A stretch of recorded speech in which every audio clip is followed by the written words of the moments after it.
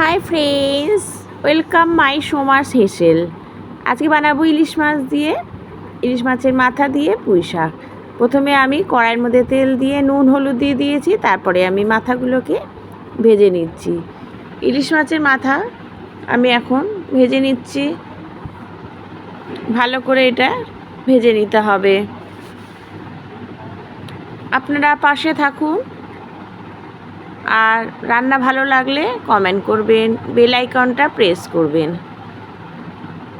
এর মধ্যেই মাথাটা ভাজছি, তার সাথেই কিন্তু আমি পেঁয়াজটা আর গোটা জিরে, কাঁচা লঙ্কা আর নুন হলুদ দিয়ে সব একসাথে আমি ভালো মতো ভেজে নেব।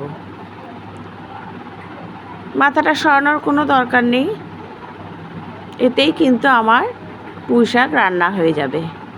দেখুন, আমি নিয়ে নিয়েছি কুমড়ো, বেগুন, আলু, এই দিয়ে আমি ইলিশ মাছের মাথা দিয়ে পুঁই শাক রান্না করব।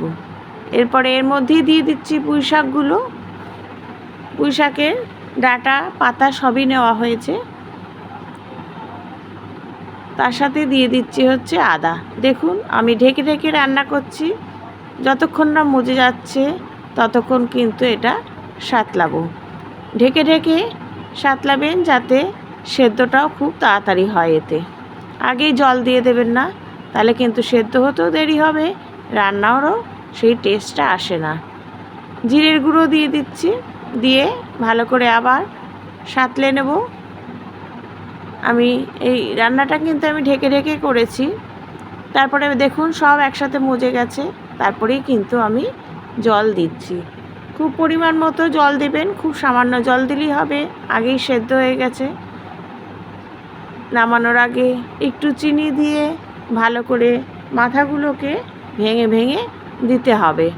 তার ফলে কি হচ্ছে, ইলিশ মাছের যে মাথার যে টেস্ট সেটা পুরো এই রান্নাটার মধ্যে মিশে যাবে। দেখুন, অনেকক্ষণ ধরে সাঁতলাচ্ছি। এই ইলিশ মাছের মাথার পুঁই শাক কিন্তু একটু ভালো মতো সাঁতলে রান্না করতে হবে। একদম যখন জলটা টেনে যাবে তখন রেডি হয়ে যাবে। প্লিজ বেল আইকনটা প্রেস করে দেবেন।